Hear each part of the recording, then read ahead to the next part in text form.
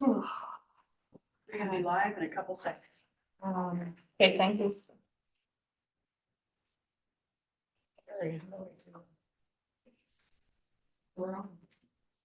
Thank you. Okay. Recording? I don't know, Joy,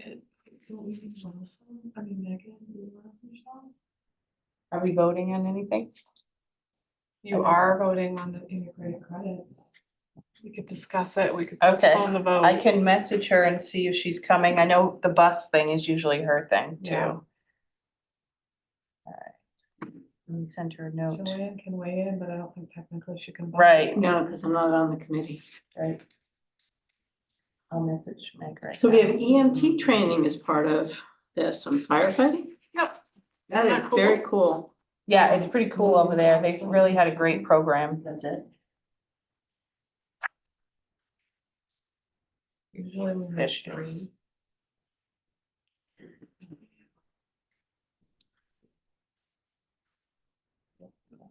3. I mean, we could, worst case scenario, we can run both things. Postpone the vote, ask them to watch it, put the vote on next month, it just postpones everything.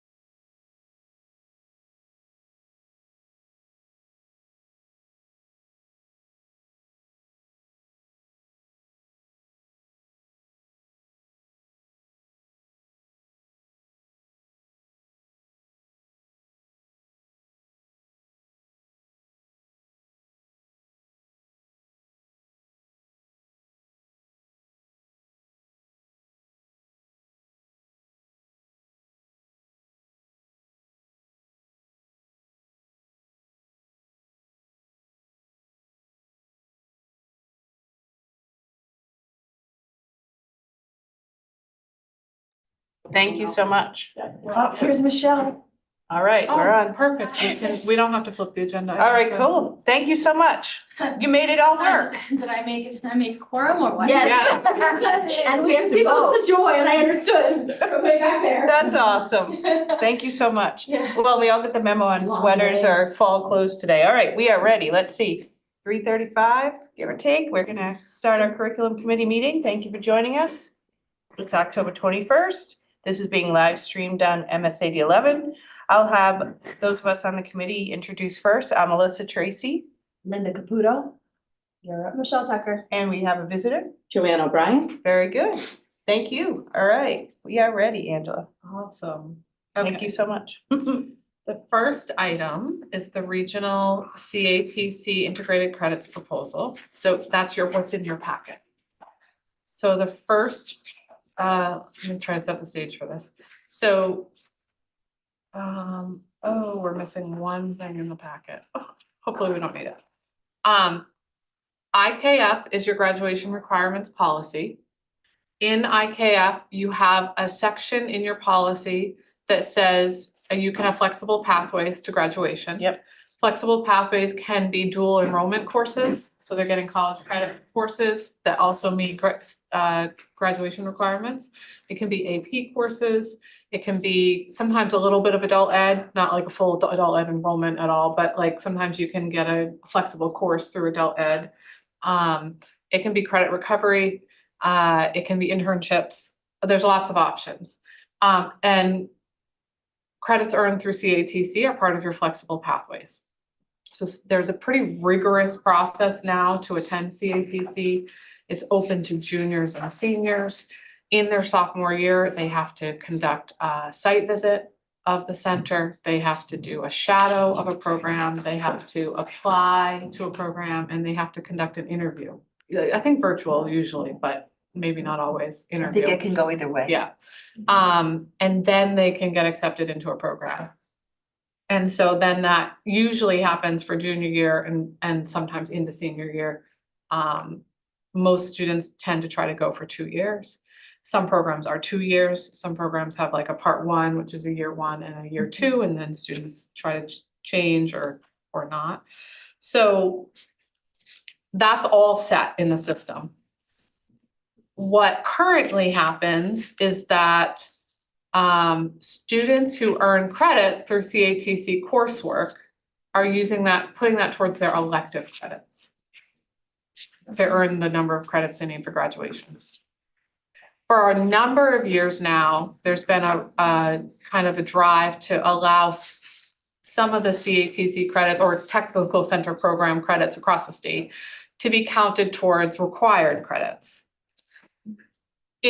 Then there was legislation passed that actually requires the tech centers and their sending schools to come up with a framework for supporting that, for creating a system for that.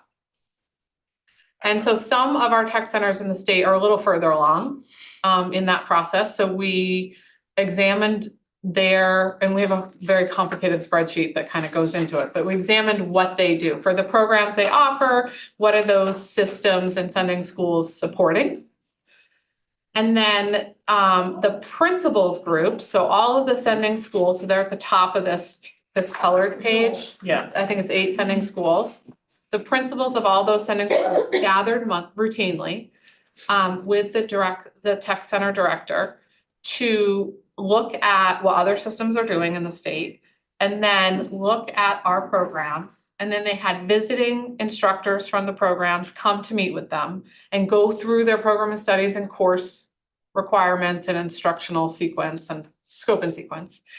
And they made lots of notes on each of those. And I do have the notes here so that I can reference them if I get a question that I don't know how to answer.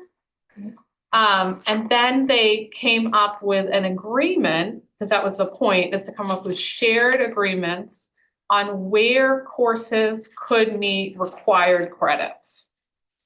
And then if there's guidance on certain elective credits rather than just general elective credits. So what you see here is the programs offered at CATC, with one program not yet determined, the machine tool technology program. And they think they ran out of time. It was an opportunity to follow up later.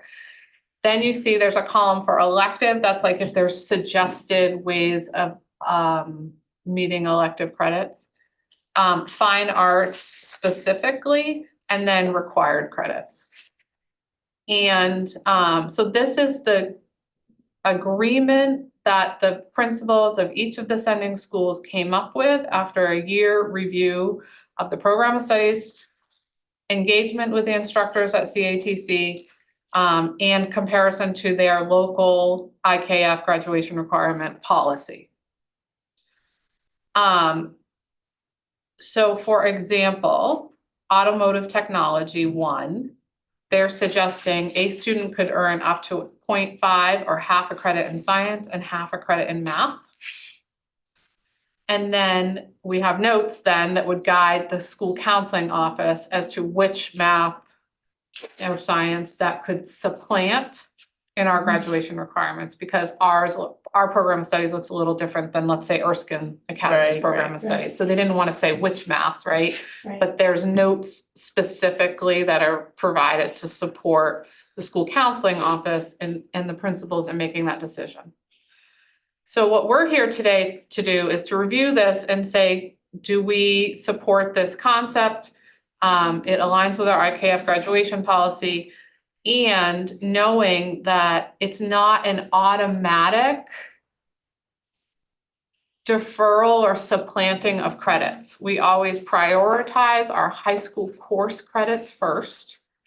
And then when students are struggling to meet all of the required credits because of the 2-year programming usually, then we say, what are our options to making sure you meet your graduation requirements so that you can continue your CATC programming? Rather than saying, sorry, you can't do your CATC program because you can't fit in that final math credit. Instead, we'll say, let's do an analysis of that program. You're in good standing with the program. Let's do an analysis and see, like, you can get all your Englishes with us and you've gotten almost all your maths, but you're stuck in this one spot in order to meet your programming. Oh, look, we can get a half a credit of math in this way through this program, and that will help you meet your 3 credits. It's not default, it's like a secondary course of action. If we have students struggling to meet all of their course requirements and their CATC requirements without compromising the CATC program, right? Without telling them they can't complete the CATC program because they have to stay at the high school to finish credits. Does that So make sense? it's sort of another version of dual enrollment in a way. Yeah. Really, for these folks, and that makes sense. Is this what you were looking for at the back of it, is like the email? Oh, Just sort of the description of what you just went through, which was good. Oh, yeah. Saying, yep. Yeah. So no, that makes sense to me. I mean, they obviously are using all those things when they go to these programs, so it's nice that they mapped it out. That makes yeah, sense. and this is because I couldn't remember the LD. It's LD 436. 436, That was passed. okay. It said we have to review CATC program to find areas in which academic credit could be awarded in order to satisfy LD 436 requirements. Yeah. And so creating a crosswalk between CAT coursework, C coursework, and IKF graduation requirements. Yeah. Here's our crosswalk. And then, of course, locally, we would still need to analyze our program of studies, which is what this note page is, to support the math. At the board level, you would determine if you're comfortable that the process was adhered to, that it makes sense, that it's an appropriate pathway for students, that allows them to meet our local graduation requirements. And then administratively, the school counseling office would use their Like that rubric. graduation requirements checklist Yeah. that we manage and Yeah. maintain around, that's aligned to IKF, right? That says, these are all the courses that it draws out the program of studies. So for example, if they need 4 years of English, they can take English 1, 2, 3, 4, or they can take English 1 to AP Lit, AP Language, right? Okay. Or they can take, I don't know if English is one of these in here. Yes, they could be in the English Early Childhood Education Program. They can take English 1, 2, 3. They could take a half a year of the college comp, and they could take a half a credit out of their early childhood program. I'm just making up examples Yeah, of but that makes pathways. sense. So Yeah. they'll still get their full 4 credits, but their 4th one might be based on their early childhood program and maybe the college comp one that a lot of students take. Does that make sense? Yeah, so it's a change, but an update for guidance, but with this, that'll be easy to navigate, hopefully. It And they can creates help. more flexible pathways Yeah, for yeah. students. And especially sometimes in those grades 9, 10, kids are still getting used to high school. And like, let's say someone didn't do well and they have to recover a class, right? So if they get a 60 or below, they have to retake the class. If they get a 60 to a 69 or 70, they can recover. So they basically work through credit recovery to recover the standards that they didn't understand. They work with a faculty member of the department. They have assignments that they manage and keep. They take assessments and then they recover that. And then that gets indicated in their transcript. And that all by recovery, then that creates a little more flexible pathways.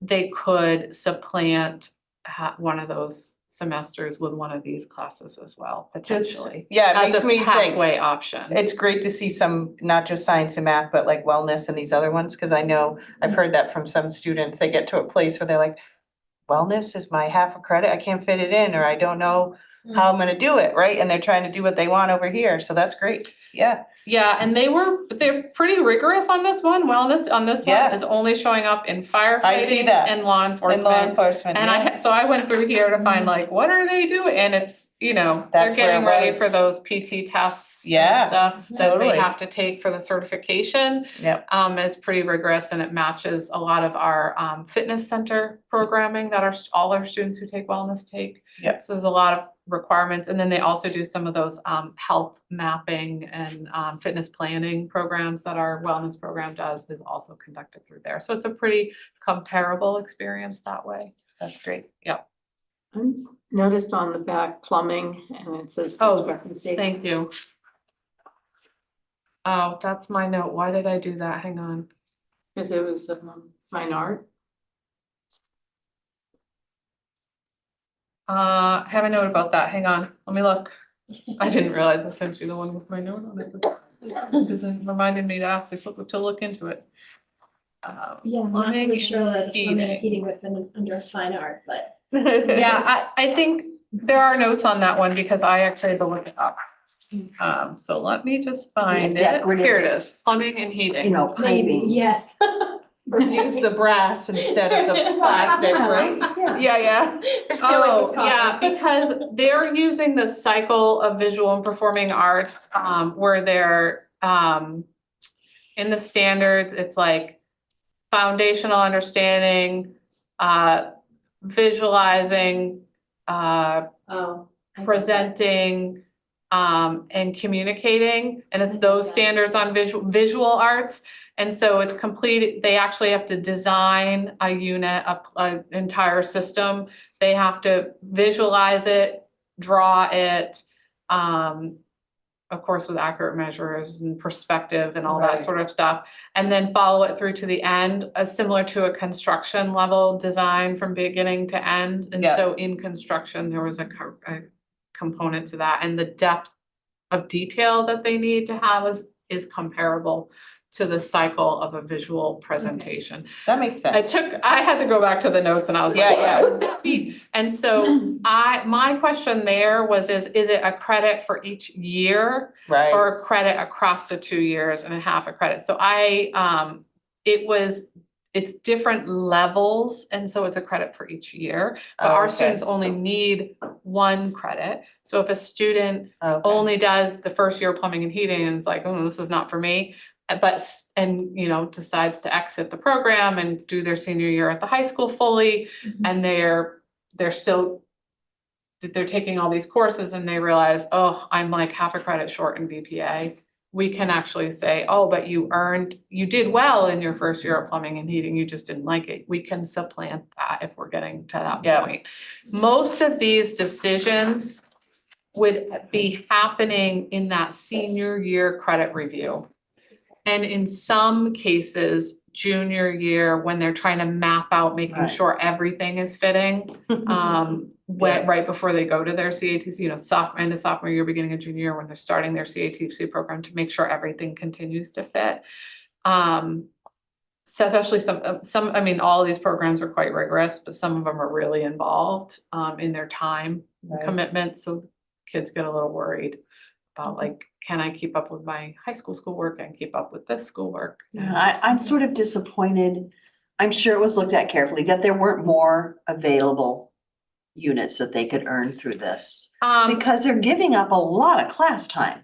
They are, I mean, it's a half a day every day, Yeah. right? They go to the first 2 periods of school at the high school, and then they leave and go to the tech center for the rest of the day, every day. Thank you for answering that question for me. That was one of them. Yeah, and there's 4 periods every day in school, so it is half a day. So I was proud of the math, science piece too, that was really looked into. I think this would be like version 1.0. When we do it for a few years and we see for all 8 sending schools how that plays out and how the programs evolve, also knowing that these course credits can potentially be tapped into, so there's got to be a level of transparency and rigor that has to be maintained in these programs, and of course, there is maintained generally, because they're meeting certification I'm the standards. representative to this, and I know that every meeting we have students from one of the programs come. And I remember the graphic design, they had to design either a brochure or something for a real business. Mhm. And then they had to present it and use language and, you know, be fluent in talking about it. So I'm thinking, wow, well, maybe some kind of speech class or something could have, but you know, I suspect that they're gonna keep massaging this and seeing what they can do. Which is where elective credits could play out over time, like there is a public speaking class, or there is the like RSU, I can't speak for RSU too, but I do know that they have a even more defined standards-based program. And so they may actually be able to get some of their speaking and listening standards fulfilled through something like that. Yeah. Whereas we don't, we have a dual system. So we embed the standards within the course report equally, but not separately. And so that's, you know, each system's gonna have a little bit different way of Right, right. having a flexible pathway that we may evolve over time. I have a question. With the plumbing and the construction and the electrical, are there software programs that they will become fluent in terms of drafting and doing technical specs and stuff like that? I don't know enough of those details. I'd have to look here. The computer technology was very clearly computer science related, so they were able to, some schools require computer science. We have computer science as an option for our students. So if they wanted that on their transcript, we could, it's still an elective credit, but we could supplant it, whereas some schools require computer science, and so that's why it's under that column. The answer is yes, but I'm not sure they had it enough to meet the standards that we follow for computer science, following their standards. Does that make sense? Like there may be some similar skill set, but not Right. enough to meet the main learning results. Great. So you need a motion to say, If you support this or not. So if you do, what we would like to do is finish working with the school counseling office. We started playing around with this to see how it would work before we brought it to you to make sure. And we have something called an integrated credit worksheet that's taking these notes and that comparative study across all the tech centers and kind of going local with it. But we just played around. We haven't gotten there yet because we wanted to get approval here.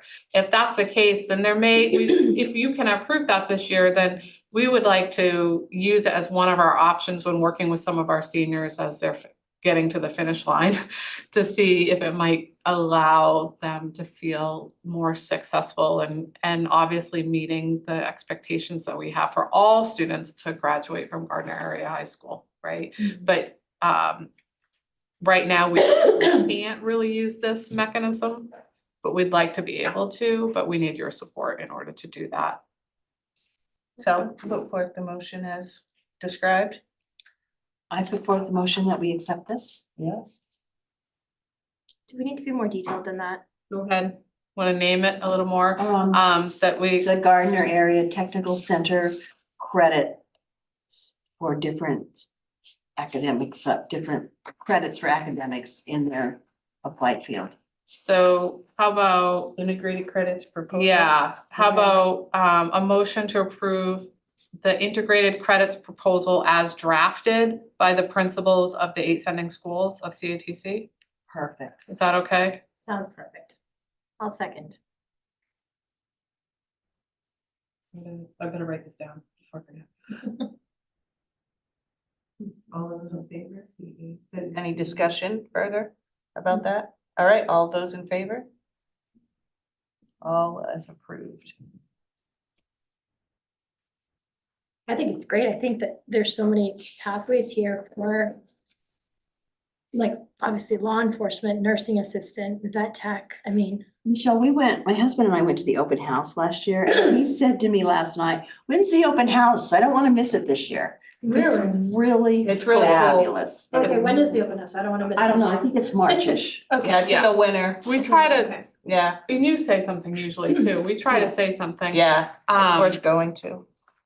Well, I'll try to make a note to remember to have someone bring it up to at a board meeting. Yeah, I'll try and do And that also. And this, I did include their program of studies for you Yeah, in the packet, because I think it, gives you more detail, and not often do you get to read through a program of studies, but Right. it's fun to skim and see what the opportunities are for kids, for And the students. tools that they have, like in the carpentry class, they're all up to date. It's not like the tools that are discarded by businesses that, Oh, yeah. now they have to work Good. with. They really have nice facilities and nice Yeah. tools, mannequins, whatever they need to work with. And it's great too, because it's not just where everybody has to go to college. Here, you're getting a leg up on professions, and not having to pay for the training. You know, and you have a leg up on anybody else that wants to move into those professions. Yeah, I think it was the year I started on the board is when they added the firemen's one, and they were like sending towns to send them fire trucks, and like the location in Augusta, which is now under construction to be the Right. police barracks, right? Was where they would have the kids go and actually feel like they were in a fire station. Nice. And then it dipped off, so they switched to programs like the metal machine tooling, which is great. So they try to stay on sort of what they know folks want. So awesome. Thank you so much for that. Thank you very much. This Yeah. is really, I'm really excited by this. So, Excellent, that's a good news. yeah. Okay, so next topic is a snapshot of fall 25 assessment results. And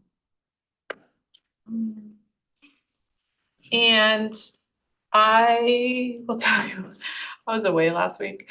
So I For just good realized reason. I left 2 slides blank that I'm gonna show you, so I'm gonna just go to the source and show it to you. And then We'll go Perfect. into the slide deck, Love it. and I will fix that.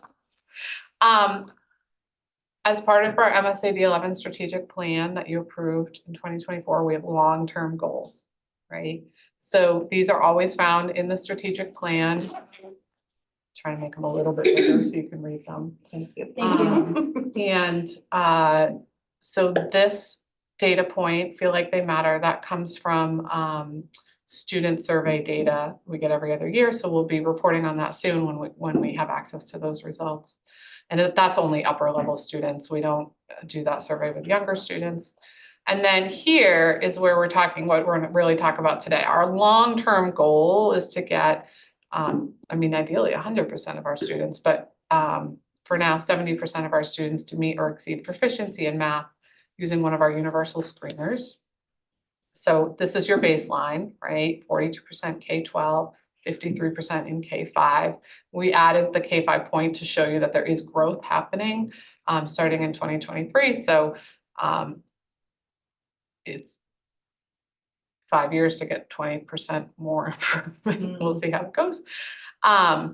And K-10, because the universal screeners only go through 10th grade. So that's why that's set that way.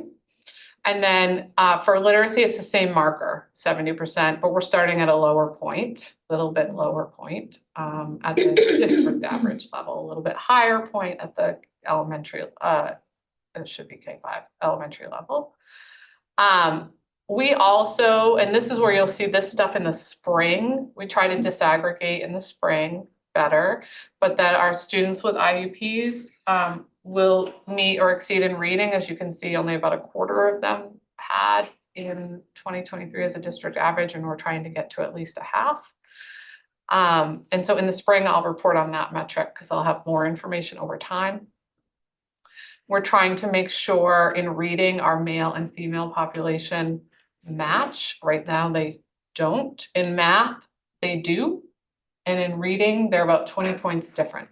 So we have some work to do to figure that out.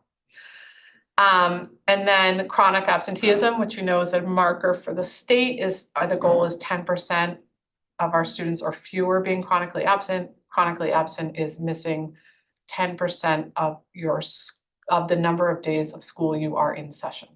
So if it's 175 days of school that we have, and you've been absent 17 and a half days, you are chronically absent, and that is excused and unexcused.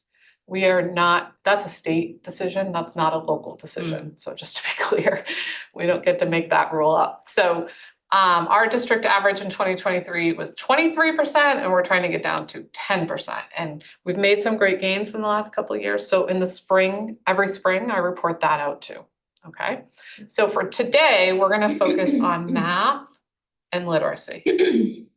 And a little bit of science, which needs to be added into the strategic plan, but it was a newer assessment when we wrote the strategic plan.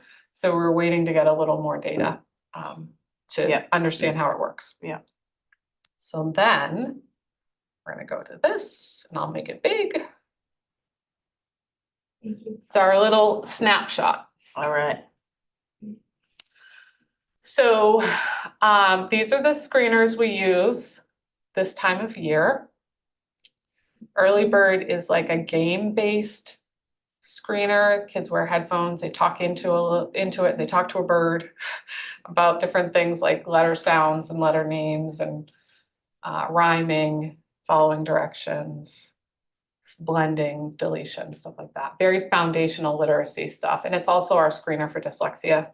That's a requirement, and we use this tool for that. It's really student friendly. Most of the kids leave thinking they just had a fun time.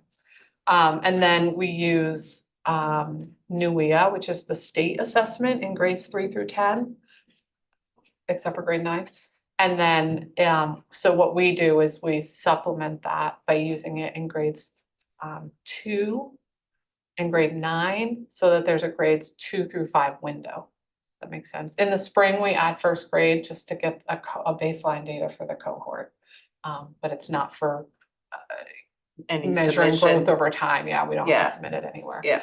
And then we also, for a long time, have used iReady Math, which we really like because it's criterion reference. So it's based on the standards, not norm reference, which is comparing students to other students in the pool. And we talked a lot about that last spring, and I'll keep bringing it up and explain. Plus their reports are really teacher friendly, parent friendly. So this is my blank slide. So just remember 70% long-term. That's our goal. Yeah. So I'll fix that, but I'm gonna share a fun little story with you. And I tried to figure out a way to demonstrate this. And when I looked at the raw data, there's no way to demonstrate it. So NUIA has a very, very large pool of students who take this assessment. Okay, either for state purposes or district purposes. And every 5 years, they conduct like a benchmark study, and they analyze the students' results, and they set sort of normed scores or cut scores that say this score is proficient at this grade level, this score is proficient at this grade level. And those last for 5 years. And then they kind of reevaluate the system. Well, 2020 was the last time they did it. Oh, And 2025, this summer they did it. So that's if you not can cool. imagine, they did it 2020 at the onset of the pandemic. So we didn't have any impact from the pandemic in that norm benchmark, right? And then they did it now, which includes years of pandemic, which we have demonstrated learning loss with kids being out of school. Absolutely. Okay, so what I shared with our staff through the administration is the 2025 norm study shifted the benchmark scores as it would. It shifted the cut scores lower. Right. Because if you think about it, it's based on a norm, a group of students over time. How have they done? Well, they've done less well from 2020 to 2025. They did less well in the 2025 5-year cohort than they did from 2015 to 2020. Right. Makes sense, Yeah, right? A yeah. lot of learning loss. It took a lot of time to recover. Yeah. So those cut scores reduced to say you're proficient at grade 6 at this cut score now instead of this cut score. Make sense? At a lower cut score, which means your proficiency levels are going to, but if you're doing well, if you're starting to make progress, as we are, your proficiency scores are going to inflate. What I really wanted to do is run all these reports where I could show you under the 2020 norms what they look like and then the 2025 norms what they look like. But the time intensity that required and the window that I had from the time we closed the window of assessments and the time, even at this delayed rate, I was like, I can't do that quickly. I'm not that skilled. But I probably will do it at some point, and I will probably share it out of curiosity. Cool. But generally, what that means is we anticipated that our fall, these are only fall scores, that our fall scores were going, which are blue, were going to be inflated over all our other fall scores. That's the anticipation. However, it shouldn't be that much. It's not hugely significant than 2020 to 2025 norms. It's significant enough that everyone got notification that this is going to happen to you.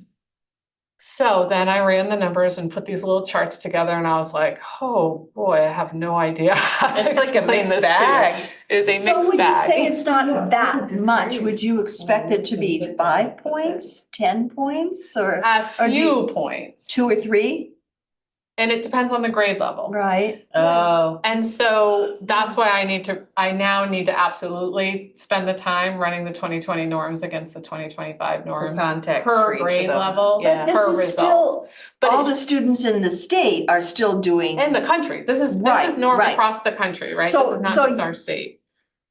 you're still looking 10th grade, look at that improvement. Yeah, There's no way that's not significant. it is significant, and it seems to be more significant than the norm score change. Oh, gotcha, yeah. Yeah, So this is all to say, this is, as you said, a little bit of a mixed bag. Yeah. That we're still trying to understand. Right. Now, at the building level, it's a little easier, because they can look at understanding their snapshot of students, the course Right. experiences, individual students, if there's outliers, right? And they can and they can look at the domains, which Right. numbers, or this, are we doing reading? Speaking and listening, reading, writing, language, which one's showing up, right? Well, and the NUIA Vocabulary. report gives you that as a parent. Yeah. It's very helpful. Yeah. Yeah. So we have this outlier in 10th grade, super exciting for us because the score is above 60%. And reconciling that against the 2020 normed results here, it's just significant. Mm. And I can't really tell you why yet. Like, some of this is the norm study and some of this isn't. Okay? That's all I know at the moment. I'd love to be able to be super intellectual and tell you every reason why. I just don't know it yet. That's sometimes the part of data that's challenging. Whereas, like, look at Question? yeah, maybe I was misunderstanding, because I was looking at the red line in Is- 9th grade is and then last comparing it to the yeah, blue blue line. in 10th. Yeah. Is that what I'm supposed That's to what be you doing? should do, yeah. These, so green, yellow, and red, 22, 23, 24 fall, are all from the 2020 norm study. So we grew each year a little bit, right? In 10th, for our students entering 10th grade, not by cohort, by grade level. And then all of a sudden we jumped. So I'm not sure it should be that big of a jump. So that's why I need to Gotcha. Take it. dig a lot deeper. It just takes more time. Is there, I don't know how to say this, but is there any mechanism built in this test to account for the students that had education experience prior to COVID, such as 6th, 7th, 8th, 9th, 10th grades? So they had versus the second graders. Like the younger ones, you're The saying, I younger know where ones- you're heading. The younger ones Yeah. started with COVID, so there's no basis for comparison pre-COVID, post-COVID. But the older students, is there any mechanism built into the testing for that yet? No, okay. But it's the same conditions, similar, depends on how the districts responded to COVID, right? Right. Similar conditions nationwide if you start pooling the number of, I mean, millions of students were involved in this and millions, not millions, many schools closed and, Right. or went virtual or, Yeah. so that's why we have a little anomaly going on here. I'm sure that now that we have new pools of data coming out with the new norm study, more more analysis is gonna be done, just like I'll do it at the district level. There'll be more at the, state level, national level, compared to the NAEP tests, which we are selected for again, just so Yeah, you which, know. it's so funny how we're always randomly selected. Yeah. I'm So. glad you knew where I was going with that. Yeah, totally. So 9th grade, there's a little inflation, 8th graders are up to 9th graders. That could just be, we're flat, right? It could actually be that we're flat because there's a little bump through the Just a norm little, study. So, and then historically, we've had some growth up here. So we're kind of hoping this is going to rise back up. This is fall, remember, not the end of Yeah. the year, so. So it's just fascinating because Now eighth to ninth. this is yeah. different cohorts at the same grade level. Right. Right? So it's Yeah. not the same kids going up through time. It's different cohorts of kids hitting this grade level. So Right, so- that's some of the variability. Yeah, But if you look from if you take a look at the ninth graders to 10th. Yeah, we're gonna red do line that. to blue, way up. Yeah. I'm gonna Yellow Yeah. to red, a little up, even taking a look at fifth grade, it's slightly up from the same cohort in the fourth grade that's right. the year before. So you Yeah. can see that there's a little bit of growth, but you would have anticipated more if it was inflated. Is that? Yeah. The promising thing is if you look at second grade and third grade, right? And you're like, okay, this is our new baseline. That's good. If this is our new baseline, these kids have very little learning experience and testing experience, especially second graders, Yeah, right? really. And this is our new baseline, and we're trying to get to 70% with this starting point. And we have a 5-year window with these kids of the same norm tests, right? So second, third, fourth, fifth, sixth. So second through sixth, we can track them with the same norm study. Should be super fascinating. How long has there been this discrepancy between the girls and boys in their reading score? Years, or is this new? We have had a discrepancy between males and females in certain things for a while. I mean, I remember talking about it with Chad Kenton when he was at the high school. I don't know that it's always been as significant, like this particular year felt significant in the spring when we looked at it. We're like, ooh, that seems significant. So we definitely need to look at that. And we've changed so much of our literacy practices, K to Right. 8. Uh-huh. And now when we're working on high school, but K to 8, starting in the pre-K, going up through now this is my 8th year, so for 7 years, that we are seeing a big change in our data. So hopefully we'll start to see that shrink. Well, and some years, you can't explain it, are boy heavy or girl heavy, Yep. where it's not really 50-50. Or that's been my Yeah, but when, experience. what we're looking at is when the same cohort of students in math are scoring within 40.2 and 40.4% proficiency. Yeah. And then that same cohort in English is scoring between 140 and 160. That's where we were like, gotcha. whoa, that's a big change for the Yeah. same cohort of students. So that's why the male females showed up in the strategic, because we don't want to inadvertently not be teaching well to a certain group of students. So I have a question. Is it promising or is it concerning? And the reason I'm asking the question is, have the standards from 2020 as compared to 2025, are the standards in 2025 lower than in 2020 to account for the COVID The era? standards have stayed stable. So this is what's fun, Michelle. This is norm reference, so it's only comparing kids against kids using a common assessment Right. that's dynamic, so not that common. And then criterion referenced assessments, that's why our spring conversations are so tricky, Yeah, they're because we have different. both types. Right. Yeah, That is based on the grade level standards. How are we Right. doing against set standards? So that's the stability feature, is the Okay. standard. That's, I think, more fun to look at, because you're like, here's your stable marker. And we are going to see how cohorts of students are doing over time against a stable marker per grade level. Whereas this is how are cohorts of the same age. So the stability feature is age, yeah. not criteria. Okay, so. But the topics that they're testing over these 5 years, Are and I aligned don't to know, the when you're using the word standards. standards, that has a double meaning. The Okay. criterion that they're testing over these 5 years has basically not changed. Right, that has not changed. Well, so what is it that has changed from the 2020? Learning Norms. loss, just the cohort of students not learning as much. So they said that, let's just pretend the cut score was 270 for grade 5. It's not, but let's pretend. In 2020, that's like, if you get here, you're at 61st percentile or higher, and you're proficient. And now they're gonna say, I'm gonna make up a number. They're gonna say it's 255. And you'll be at 61st percentile if you think about the bell curve. And that's proficient and higher. So they norm all the students from 5 years of time. They grab all the students from 5 years of time and look at their scores and how they fall out and figure out where the 61st percentile is. And that is the score that they establish for the new benchmark for proficiency. And then they say, oh, in 2020, And that's kind it was of this, random. and in 2025, it It was is. this.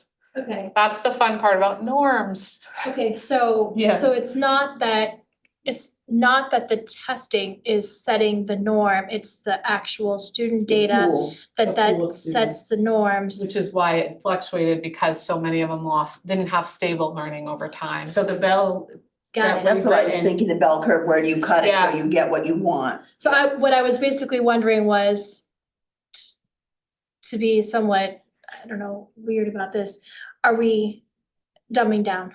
That's so, Oh. but you're saying that's not, because it's not that we're lowering a standard, it's that students have learning loss, and so thus compared from 2025 to 2020, it's a marker, but that doesn't mean that we can't recover for 2030, Right, that right, You're, and you're talking about this second to fifth grade cohort not having had the experience of learning loss from COVID, so now we can sort of rebuild based on the that. other way I think of it is, right, you take a test and you get 100, the students were getting 100 in 2020, now in 2025, they're getting 80. So they had to adjust the, like the grade, the highest Okay. score was 80, right? Now it used to be 100, whatever. It's like either way you think Because of they it, were in yeah. school less Right, and the so bell curve external changed. And then the curve factors. changes, yeah. Okay, got which it. is also why it's really important we have criterion referenced results as well to Perfect. to Yeah, really for the other side of understand, that. to flip the Yeah. visual, and this is why it gets confusing. Yeah, Yeah, I guess also the criterion reference ones,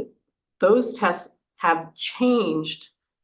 And you want to have the same test over 5 years with the same criteria, because if not, you're comparing apples to oranges. Right. Because you've got new criteria that are now being tested. And we will eventually, because the state added a criterion level element, right? But it hasn't been, it's only been 3. I was gonna say This 2 or is- 3 is this our years, third right? year? Yeah, Yeah, And then but iReady is criterion reference, and we've been doing that for for years. 7 years. So there is some stuff we're doing that's gonna give us some long-term picture, which will be really helpful. And it's just recognizing what we're looking at. One is comparing our students to students across the country. And then using the kind of like the cut scores established by a bell curve. Okay. But it doesn't mean our students are stuck in this section, it just. Right. I And said then it the last other time, is, yeah. the other is compared to standards, so that we don't inadvertently, Michelle, water down, like you're saying, right? I know, this is confusing. That's a much better phrase. I was like, come down, no, that's not the Yeah, yeah. water down is a It's- much better phrase. Thank you It's for all that. confusing. Yeah. So this is really the same exact thing, but looking at it by cohort. So the 10th grade class is the class of 2028. They're gonna graduate in 2028. So this is their results, like when they were in 10th grade, then 9th grade, then 8th grade, then 7th grade. So I just went back 4 years, because I figured we So could keep going. fifth but- grade is a problem. So, I have 10, one of 9, those. 8, 7, 6, 5, yeah. So, well, interesting, 5th, 4th, and then 3rd. Yeah, So, but 5th grade historically has been challenging, but 3rd grade's been equally challenging. That's So this is a unique cohort because they actually did better in 3rd grade, then they dropped. And usually what happens is we struggle in 3rd grade, increase in 4th grade, drop in 5th grade, increase in 6th grade, drop in 7th, increase in 8th, and then stabilize 9th That's through right, I 10. remember that. You don't you expect a stair-step Yeah. growth on these tests, not a And not we, a year. and Line, yeah. no matter what, we are working super hard to try to figure out how to break that cycle. well, but the biggest problem is that 3rd and 4th grade is when you're changing from learning to read to The Reading to complexity understand. reading changes. to learn. And so, if you haven't mastered that yet, fluency in reading, you're gonna see the drop in it, and some kids just take longer. Or to some get there. students show fluency, but in fact, once the complexity changes, they aren't. Right. And what we find is there's some very specific foundational skills that they didn't secure. And now we have smaller mini assessments that we do with students to understand that, unpack it and catch it early. And then, so we're closing that gap, which hopefully will influence the third grade results in literacy at least. I do have a question in terms of, are we using these assessments and as you say, unpack what skills might be lacking to help parents work at home with their child to increase their skill We set? do everything we can to communicate with families, strategies that could be helpful, Joanne. including this week's parent-teacher conferences on Thursday. Hopefully everyone will go. NUIA tests, we call them NUA, NUIA tests, there are things like your student needs to work on the It tells EA you combination. I was Your gonna bring an student needs to example, I'll work on bring one. diphthongs, and it's very specific of where the intervention is needed. So if a parent reads that, Mhm. I think even the report from the testing will tell you Yeah. it's very specific on what you need to work on. We also have a sheet that we try to hand out at parent-teacher conferences that says, here are the grade level expectations in each of these things, and here are some things you can do at home. Yep. So that goes out in the fall for grade levels, and then on top of it, teacher communication, building communication, reporting communication. Title I, if students are receiving services through Title I, they get progress reports that are very clear about that. Plus there's family engagement nights and activities That's that are right. done to also teach parents strategies or help them bridge the language that we use at school to the language that they use at home. In math and literacy, not just math, not just literacy. So we're trying. Yep. We have Winter Numberland at Pittston. And we do Yeah. it the same week as our book fair, so we actually get people to come to both, which is pretty cool. Yeah. Yeah. So just a couple strategies to help us increase our literacy, particularly this year. We have the opportunity culture work where we're implementing very formalized instructional leadership roles that draw on strong teachers. And part of their work is to facilitate goal setting and progress monitoring on their team, whether that's grade level, cross grade level, or department level. Strengthen small group instruction strategies, because that's where we differentiate, right, effectively with students. And apply student-centered coaching practices to partner with colleagues. So instead of only the district coaches providing that, we're layering this now in a little, they're in their beginning stages, but they're learning. And then we do have our professional learning themes that are going on all year during our early release and workshop days, and they sign up for one for the year. There's a host of them, but here are 4 specifically related to literacy. So science of reading will give a lot of that foundational understanding, updated research, sentence level writing that actually influences reading a lot. And so that's something we identified as a need, and there's a great cohort of staff engaged in that with one of our coaches. Writing across the curriculum, that's a 6 through 12 piece. They're working on refining our grade level expectations and our writing practices and our assessment for writing. And then small group instruction practices. And then in math, that's that 70%. 70. In K-5, we use the IT Ready, which is criterion reference, and just generally speaking, our strength is measurement in data across the district, and our focus area is numbers and operations. Sort of makes sense, right? Numbers and operation are so foundational, includes place value. Specifically, which is a big concern.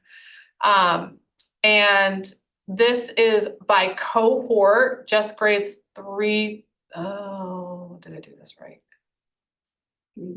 Yes, I did standard view, so it's already. Yeah, so because I could get multiple years by doing 3 through 5. So if we look at class of 2033, that would be 5. That's So great. I meant to flip this so it would go the same The order other- as the other yeah, ones. Yeah, because it's just So, like, wait a I know, minute. I thought I did flip it and then I probably grabbed the wrong chart, but so this is not related to the norm study. This is strictly criterion reference, and this is fall view only. We Okay. call it standard view. So if you see so it should be low, right? Because how much of the grade level standards are you proficient in at the beginning of the year of your grade level? So if you look at 2033, They are 17% proficient, but historically, you know, they were only 10% or 5% or less than 5% proficient of their grade levels in fourth grade, third, second, and first. Does that make Basically sense? coming in with what they need to know for the foundation to build on that grade. Yeah, so at the end of the year, we should be much higher, right? Right. This is like, here's all the grade level standards for the year. How much of them do you already know? And so we are knowing more of what we should already know by the time we enter the grade level. So that's a good running start, basically. And you can see that that is a trend. So that's fifth grade, if you go to the right, I mean, the left, that's fourth grade. And you go to the class of 2035, that's third grade. So every year we are increasing their grade level knowledge as prior knowledge as they enter the grade level. So that's a good thing. And then this is NUIA, which is different, and this is third grade through 10th grade only. And again, we should see a little bit inflated fall green to fall orange. And we don't always. So it's something we're, you know, kind of looking at. Again, here's fifth grade again, like what's going on? But third grade is almost stable, that's good. Yeah, yeah, and fourth grade has inflation and more than, so Yeah. something's working in third grade, right, with that group. 10th grade's like dead even.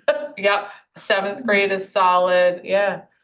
Wow. yeah, 10th grade is, so it's not, it feels fairly stable, although fourth grade's high. And fifth and sixth grade, we are gonna have to do a little more, I think, sort of remediation work to make sure everyone's where they need to be to get enough growth to make growth over time, right? We need more than a year's worth of growth to get to the markers we're looking for by 2028. Yeah, cause that, yeah. And this is by cohort. Again, I did it the other way around. Did it right? No, I did 10th grade is 2028. Yeah. Left to right. And then like, there's a couple anomalies in there where I'm like, oh, seventh grade, fourth grade. And it's cohort, so it's last like seventh grade. This year, they're at 40% this fall.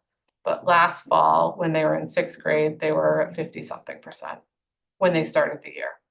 So is it, seventh grade has some complexity that changes in the math standards? Is it that? Is it retention over the summer, right? Is it, you know, what specifically is, What specific elements of that Yeah. are, and that it could be different for each student, you know. yeah, and so this is really where it matters that the schools dig into their level, their class level data, which they have been doing in order to complete their annual school action plans. And their action plans include like targets, and key action steps that they're committing to try to increase the data. And so they've done all that work because all those plans were due last week. So they are on track to, like, at the granular level, try to move the needle. And they know the students best and they know their curriculum best, and so they, you know, they have a Right. really much better sense. And then we look at that across the big picture. And then strategies, we added as part of our opportunity culture, formalized instructional leadership work, multi-classroom teachers at the elementary level, who will focus on mathematics. So Riverview has that and Helen Thompson has that. There's one on mathematics and one focusing on literacy. And then 6-12 learning theme, like I spoke about, those year-long themes that they select for professional learning during early release and workshop days. Some are focused on small group instruction and math talks, a version at elementary and a version at 6 through 12, which is the next conversation. And then we have the iReady tool comes with a personalized learning pathway. We try not to do too much online, but that has proven to be really helpful. Our data suggests that when they spend 45 minutes a week, which is usually just a few minutes daily, that it actually, because it's not a practice module, it's an instructional tool to fill the gaps and allow for practice and feedback. And so it's not just like going on and playing a math game. You know, there's some instructional component to it. information, yeah. So when we analyze our results in the data dashboard through iReady, when students do this, our data improves alongside really good core instruction by an educator, right? Ongoing practice and feedback. And then all of our K2 classrooms are shifting to San Francisco's math program, which is a Oh, board yep. approved one. They could choose Ready Classroom or San Francisco. San Francisco is a little more student friendly, center based with some direct instruction. Kids and teachers tend to like it a little better. More small group instructions embedded in it, and in spaces where we have been doing it, their data is higher. So now all of the K2 Now you have classrooms are proof, doing yeah. that, and some of the 3-5. I do have a question. Are we having, because of the ed tech situation and because of, the trying to get instructors in, teachers in, is this also slowing everything down? Because teachers and ed techs only have so much time in a day, and this is a lot of work Yeah. on We should be very individual proud of our- classrooms. We should be very proud of our teaching staff and our support staff. I think more of what creates a barrier is students having trouble regulating their bodies and And their emotions. and their emotions. And we, some more than others. And responding to that and helping them learn strategies so that they can be successful in school and in the classroom alongside their peers is critical, a priority, and influences our ability to move through the curriculum effectively. Yeah, Last year, the principals presented on their, yeah, that's do you have any, not data, but just experiential knowledge about whether that's any better this year? Or is it I too tough think to our say? staff are more equipped to respond. Okay, I think there are challenges in every building. And at this point in the year where we're like 7 weeks in, 8 weeks in, there are pockets where it's exhausting. Yeah. And then we start moving into the holiday season. Yeah, And it ramps it tends up to again. get Less, it- yeah. for the kid, Yeah. And then flu season. And right, staff are out for Cars back. legitimate reasons. We are Just keep very, piling it on. we're yeah. very skeletal in this district. Yes. We have no extra. That's So when a correct. staff member is out, that seriously influences, and they should be if they're sick or hurt or something. And we're not always able to find the subs, or we're not always, or maybe they're out for a period of time and we can't cover that. The schools It's a are very hardship. creative. We are creative. I have a student who has Thoughtful. open campus and just goes to an elementary and supports teaching math in fun ways, and the teachers just love it. It's like, it's pretty cool to see, because the There's- kids obviously connect and stuff. It's There's a lot of great stuff happening Yeah, still, really. yeah. It's not doom and gloom, but exactly, yeah. some days for some people, it is very It can be a stressful. lot, yeah. And trying to be responsive and thoughtful and Totally. also help them feel like this is gonna get better is some days easier than others. Yeah. Just quick snapshot, science assessment. This is the one that we're still trying to figure out. This is overtime as a district. So we assess in 5th grade, 8th grade, and 11th grade, or 3rd year in high school.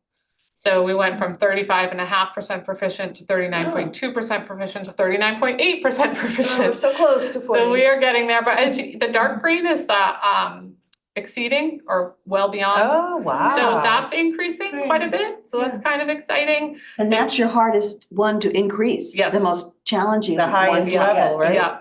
Yeah, and then the orange, which is the well below, is decreasing. So which both are good. standard is used for science, which testing or? It's called Meridian Okay, yeah, Science Assessment. okay. No, I knew it was a different one. I just wanted to. Yeah, and this, I'm gonna show you the most recent, but just generally, what you're gonna see when I click through this, grade, so on the left is 5, then 8, then high school, then aggregate, which you've already seen. You can watch the green or the orange bars, right? 23, 24, 25. we're getting better. Generally, that means we're getting better. And then this year, this is from this past spring, fall 25 data is from this past spring. We are considered below expectations in grade 5 and high school, but the state is 2. So the key is looking at the top score comparison. That district average for 5th grade is 35. The state average for 5th grade is 35. We're considered below expectations, but we have the exact same state score as average, this. yeah, Does that make sense? yeah. They don't Because like it's their the score. state averages all of the 5th grade students in the state that take this assessment, and that's our average score, and we match that. But we're not where we need to be as a state in the, Yeah. to the science standards. Does that make sense? Mhm. And in high school, we're in the similar boat, but we're actually better than the state average. So the state average is 36. We're at 38, but that's still below the expectations based on the standards for science. And in middle school, our average is 41 and the state's is 39, and we are at state expectations. So that's exciting. Yeah, good. The middle school's been at state expectations for a couple of years now. They're the only group. Kids also get double science in middle school. They That's have true. grade level science and they have STEM STEM, at different times. Mr. And so that's Anderson, part of, keeping I it think, real the there. influence. And then just generally, you get a raw score and a scaled score. So that's the scaled score are the numbers that result in the averages that I showed you. Mm. And then it's drawn from 2 subscores, the discipline, which is the standards related to physical life or earth science, and you can see those play out. And then the science and engineering practices around investigating, evaluating, and scientific reasoning. And those questions are blended with discipline and practice.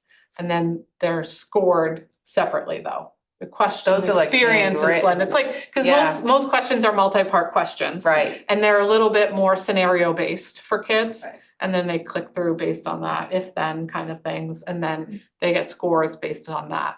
In the STEM class, They're very engineering practice related. but are they projects and hands-on? Oh, yeah. They're Oh, yeah, so- totally. So very different from a science class where it Totally. may be read and learn and do a Right, lab. do a whereas lab. STEM is active. Oh, and he's creative Goal-based. and doing all kinds of stuff. There's like a toilet paper roll something, and then they did 3D printing stuff. I know that's in 5th grade Yeah, too. so it's more But hands-on, there's it's more hands-on. interactive, They and just it use- may be more They use appealing. like straws and all these things and Yeah. they made these towers for a tennis ball and then they blew like tornado force winds at it. And if he Oh, like announced. the egg drop, that's. Yeah, he announced who won because some of the structures That's actually right. won and they had to understand what the physical science dynamics were behind it. So I'm and the wondering engineering if that's more process. engaging for students. Yeah, they feel And like, therefore, their scores are higher because it's a different way and of they're either learning. individual or groups, is that whole thing too, you know how that dynamic Yeah. plays in as they get older. Yeah. Yeah, Yeah. totally. So really our strategy here is the 6 through 12 science group is meeting through learning themes. They're using a webinar-based instructional resource. That was their choice. It's really high quality to prompt their discussion as it relates to their science scores and thinking about what strategies can we use to continue to improve. And getting 6 through 12 science teachers together in the same room is really remarkable and lovely. And a good opportunity for them to learn from each other, especially where we have some discrepancy in results. And at the elementary level, we continue to work on developing an integrated curriculum, which I haven't brought here yet because it's not done. But I did ask you early this year if I could have an extension on that so that we could make that work really well, where it will allow us to elevate applied science a little more than is currently offered based on available time at the elementary schools, so that hopefully we can build a stronger foundation as they enter the middle school. Nice. And Awesome. that is it. Whew, sorry. Good job. 5 minutes over our start time. That's all good. No worries. That was all we had, right? That was it. Anything Okay. else? I think we're good to adjourn. Okay, We're all set, Terry. Thank you. Move to adjourn. thank you, everyone. All right, I'm gonna hit the head and I'm gonna go feed Angela, some where tacos. online to where some they pass these students. bills, I can't remember. Taco but I Tuesday. read it. Yes. But now they're. That's what I'm saying, it's something like So if that you need classrooms something are on gonna be Thursday and cooler than this Friday? temperature I'll be there. and warmer. Okay.